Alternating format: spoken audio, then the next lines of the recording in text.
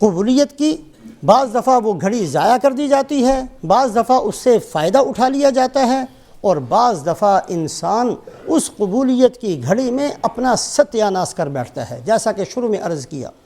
کبھی بھی کسی گناہ کو چھوٹا سمجھ کر اختیار نہیں کرنا چاہیے کہ چھوٹا ہے کوئی بات نہیں، اس لیے کہ ہو سکتا ہے وہ اللہ کے ہاں وہ گھڑی ہو کہ اس گناہ کو سامنے رکھ کر اللہ پاک پتہ نہیں کتنا بڑا فیصلہ کر دیں۔ کبھی بھی کسی نیکی کو چھوٹا سمجھ کر نظر انداز نہیں کرنا چاہیے، ہو سکتا ہے وہ قبولیت کی گھڑی ہو اور یہی چھوٹی سی نیکی مسئلہ حل کروا دے اور اس بندے کا دنیا اور آخرت کے اندر کامیابیاں دلوا دے۔ کبھی بھی چھوٹی نیکی کو چھوٹا سمجھ کر نظر انداز نہیں کرنا، اور کبھی بھی کسی گناہ کو چھوٹا سمجھ کر اختیار نہیں کرنا۔ تیسرے قسم کے واقعات وہ ہیں جس میں اس قبولیت کی گھڑی کو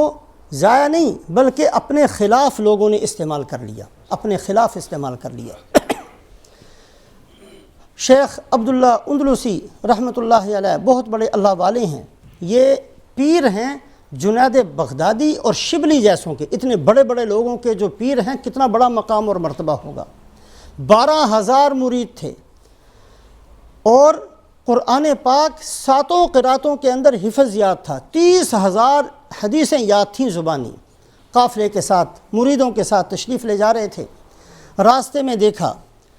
ایک کنواں ہے اور اس کنویں پر کچھ لڑکیاں پانی بھر رہی ہیں، بس دل کے اندر ایک بات آئی کہ ہم ان سے افضل ہیں۔ اپنی بزرگی کا گھمنڈ اور اپنی بزرگی کے اوپر خود پسندی، جو بعض دفعہ ہم زبان سے بھی کہہ دیتے ہیں، سمجھتے تو ہم سبھی ہیں، پتہ نہیں کیا اپنے آپ کو سمجھتے ہیں، اپنے آپ کو پتہ نہیں کیا سمجھتے، حالانکہ صحابہ کی شان یہ ہے۔ حضرت صدیق اکبر رضی اللہ تعالیٰ عنہ فرماتے ہیں کہ آپ صلی اللہ علیہ وسلم کی مجلس میں بیٹھتے تو ہم میں سے ہر آدمی اپنے آپ کو دنیا کا بدترین آدمی سمجھا کرتا تھا۔ اور ایک صحابی فرماتے ہیں کہ میں 30 بڑے بڑے صحابہ سے ملا ہوں اور ان میں سے ہر ایک کو اپنے بارے میں منافق ہونے کا اندیشہ کرنے والا میں نے پایا۔ بڑے بڑے صحابہ، ایسے بڑے درجے کے صحابہ کہ اللہ کے نبی جنتی ہونے کی بشارت دیں، اور یہ اپنے آپ کو سمجھے پتہ نہیں میرا کیا بننا ہے۔ صدیق اکبر رو رہے ہیں، حضرت عمر رضی اللہ تعالیٰ عنہ روتے ہوئے ملتے ہیں، اور حضرت عبد الرحمن ابن عوف روتے ہوئے ملتے ہیں۔ عشرہ مبشرہ، اللہ کے نبی نے خوشخبریاں سنائیں، اور اس کے باوجود خوف کا غلبہ، اپنے آپ کو کچھ نہیں سمجھتے تھے۔ لیکن ان کے اندر جب یہ عجب آیا، حالانکہ ایسا گناہ ہے جو سب کے اندر ہی آتا رہتا ہے، لیکن یہ قبولیت کی گھڑی تھی، شیخ عبداللہ اندلسی کے دل میں یہ بات آ گئی کہ ہم ان سے افضل ہیں۔ اسی وقت وہ ساری ولایت سلب، اور اسی وقت اللہ پاک نے اپنے دربار سے مردود کر دیا۔ اور ہوا یہ کہ وہ جو لڑکیاں پانی بھر رہی تھیں، ان میں سے ایک لڑکی پر نگاہ پڑ گئی، کہنے لگے کہ اس کا باپ کسی صورت میں اس کی شادی میرے ساتھ کر سکتا ہے؟ جا کر پتہ کیا، اس نے کہا ہاں میں کر دوں گا، ایک ہی شرط ہے، عیسائی بن جاؤ میں کر دوں گا۔ ایسا اس لیے کہ جب اللہ کسی کو اپنے دربار سے دھکا دیتے ہیں پھر مت بالکل ماری جاتی ہے، کچھ بھی عقل کام نہیں آتی، بندہ پتہ نہیں کہاں سے کہاں اپنے آپ کو سمجھتا رہے میں جو کچھ بھی ہوں، کچھ نہیں ہوتا اس کے پلے۔ انسان کی قدر اسی وقت تک ہے جب تک اللہ نے اس کو تھاما ہوا ہے۔ جس کا ہاتھ اللہ چھوڑ دے اس کو کوئی بچانے والا نہیں ہے،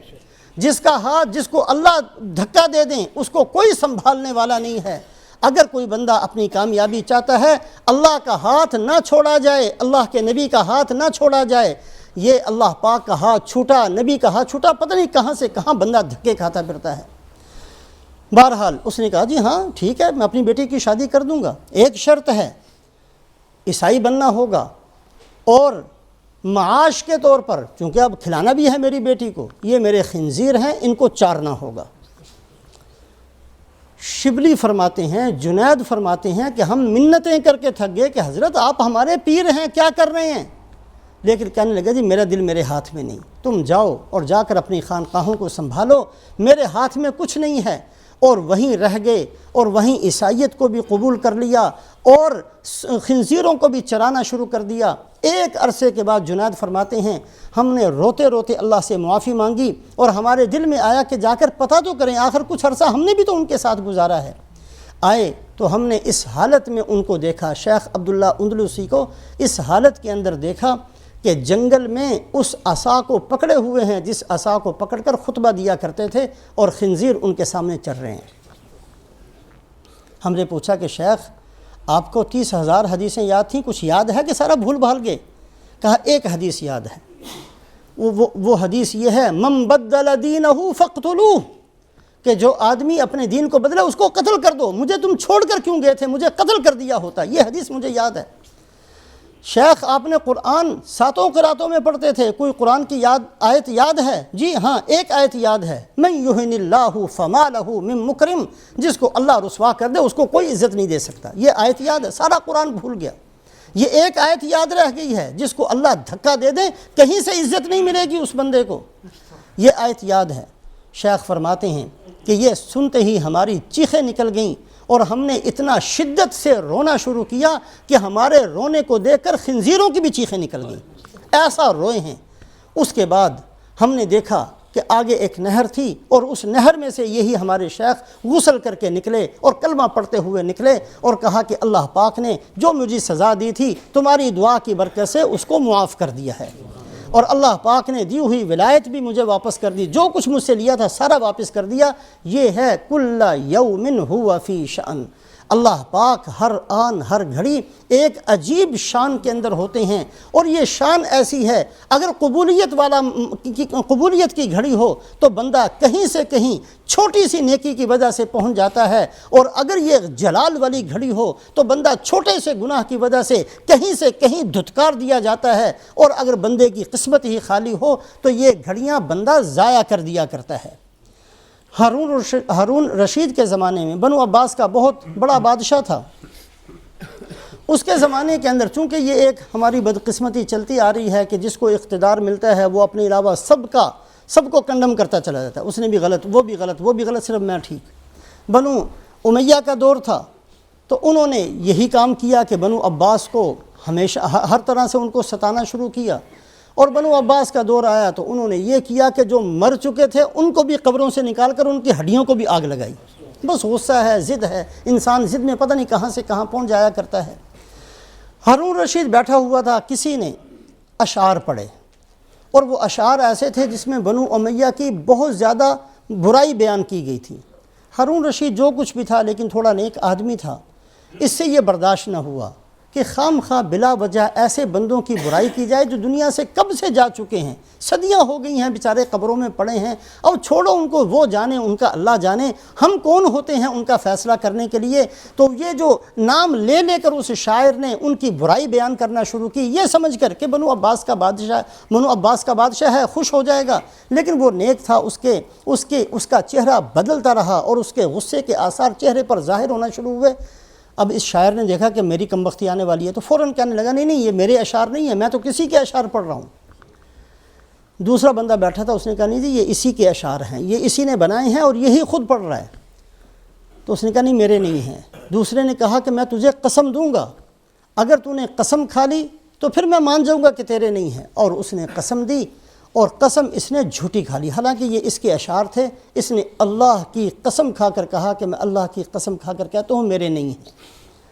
اب یہ وہی قبولیت والی گھڑی تھی، ورنہ ہم کتنی قسمیں جھوٹی کھاتے رہتے ہیں، کوئی یہ نہ سمجھے کہ ہمیں تو کچھ نہیں ہوتا۔ یہ پکڑ کے وقت ہوتے ہیں، یہ قبولیت کے وقت ہوتے ہیں۔ کل یوم ہوا فی شان یسألہ من فی السماوات والارض کل یوم ہوا فی شان فبأی آلاء ربکما تکذبان۔ یہ وہ قبولیت کی گھڑی تھی، فوری طور پر اس کا جسم گلنا شروع ہوا،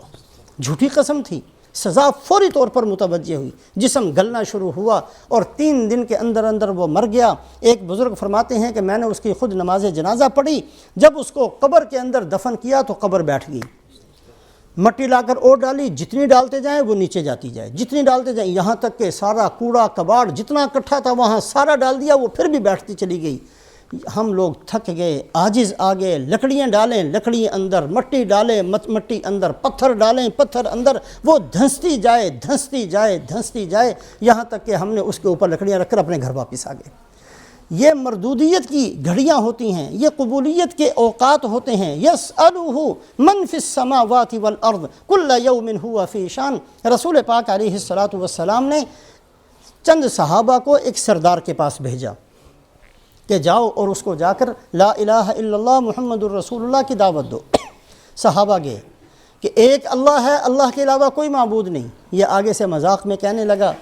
کون سا اللہ؟ اللہ میاں سونے کا ہے یا چاندی کا ہے یا پتھر کا ہے یا لوہے کا ہے؟ کس اللہ کی دعوت دینے آئے ہو؟ مذاق کے اندر ہنستے ہوئے، دانت نکالتے ہوئے یہ اللہ کی شان میں جب کلمات کہے، یہی صحابہ فرماتے ہیں سخت دوپہر کا وقت تھا، بڑی سخت دھوپ نکلی ہوئی تھی، یہ الفاظ اس کی زبان سے نکلے ہیں اور فوری طور پر آسمان سے بجلی گری اور یہ ہلاک ہو گیا۔ اس لیے کہ یہ ایسے اوقات میں، ایسی گھڑی کے اندر یہ الفاظ کہے تھے کل یوم ہوا فی شان، کہ اللہ پاک عجیب شان کے اندر ہیں۔ رسول پاک علیہ الصلاۃ نے اسی لیے اپنی امت کو سمجھایا اللہم انی اسألک من فجاءۃ الخیر واعوذ بک من فجاءۃ الشر، یہ دعا مانگا کرو، اے اللہ جو اچانک آپ کے فیصلے ہوتے ہیں، جو آپ بہت رحم کا معاملہ بھی کر دیا کرتے ہیں اور اچانک جو پکڑ لیا کرتے ہیں، اے اللہ میں آپ سے دعا مانگتا ہوں، درخواست کرتا ہوں کہ جو اچانک فیصلے خیر کے ہیں وہ فیصلے میرے لیے فرما دیجئے، اور جو اچانک پکڑ کے فیصلے ہیں اے اللہ اپنے فضل سے ہماری حفاظت فرما لیجئے۔ اللہم انی اسألک من فجاءۃ الخیر واعوذ بک من فجاءۃ الشر، چند کلمات ہیں، یاد کرنے چاہیے، اہتمام سے پڑھنے چاہیے۔ رمضان المبارک کا مہینہ بہت سارا گزر چکا، چند دن باقی ہیں۔ ان اوقات کے اندر ان باتوں کو سامنے رکھتے ہوئے ہم سب نے کوشش کرنی ہے، کوئی پتہ نہیں اللہ پاک کس گھڑی کون سی چھوٹی سی نیکی کو قبول فرما کر ہماری اولادوں کا، ہمارے رشتہ داروں کا، ہمارے محلے، ہمارے شہر، امت مسلمہ کے مسئلے کو حل کر دیں، اور ہر گناہ سے اپنے آپ کو بچانا چاہیے، یہ سمجھتے ہوئے کہ کہیں ایسا نہ ہو کہ ہمارا ایک چھوٹا سا گناہ ہماری بربادی کا سبب بنے، معاذ اللہ ہماری اولادوں کی بربادی کا سبب نہ بن جائے، ہمارے رشتہ داروں کی اور کہیں پورے محلے کی بربادی کا سبب نہ بن جائے۔ کسی گناہ کو چھوٹا سمجھ کر ہرگز اختیار نہیں کرنا چاہیے، اور کسی نیکی کو چھوٹا سمجھ کر ہرگز نظر انداز نہیں کرنا چاہیے۔ اللہ پاک مجھے بھی اور آپ کو بھی عمل کی توفیق نصیب فرمائے۔